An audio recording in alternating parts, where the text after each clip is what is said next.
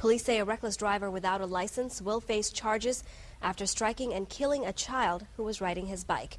Family and friends are now mourning the loss of 12-year-old Daquan Sales. It happened at about 7:15 last night on Elmhurst Drive, and today we're learning more about the driver who will be charged with this crime. His girlfriend owned the vehicle that was used, lets her boyfriend drive the vehicle with no driver's license, and she was also taken into custody as well. 12-year-old Daquan Sales was enjoying a bike ride just a few blocks away from his home when police say a white Buick driven by Antoine McGinnis crossed a double yellow line to pass a vehicle on the wrong side of Elmhurst, striking Sales, killing the young child almost instantly. Not very smart at all. You know, it's broad daylight.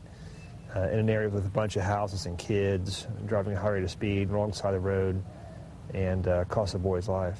Neighbors have told police McGinnis and another man had been driving recklessly around the neighborhood in the Buick for much of that day. Police say the two men first left the scene after the accident, but then came back. To be quite honest, I don't really, have a whole lot of sympathy for the driver of the vehicle. The driver, he took a boy's life unnecessarily and really without cause. Now, police say charges against McGinnis are pending. We have learned that he is on probation for gun crimes at this time.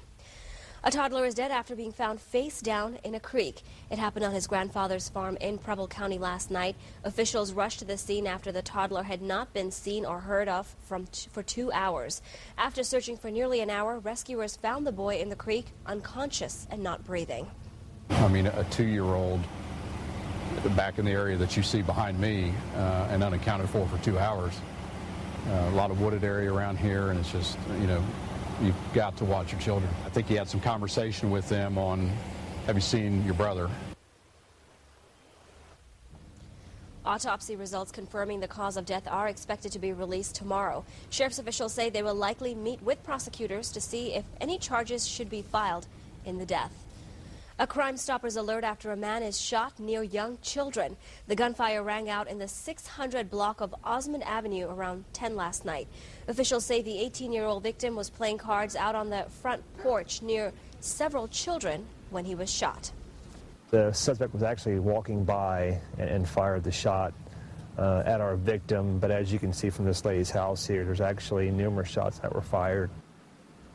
The victim is expected to be okay. If you know anything about this shooting, call Crime Stoppers at 222-STOP.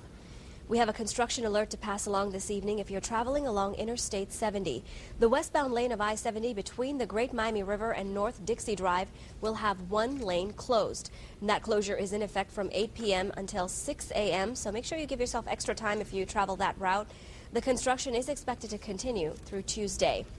Army officials say the investigation into the cause of a fatal helicopter crash that claimed the life of an Ohio soldier could take months to complete.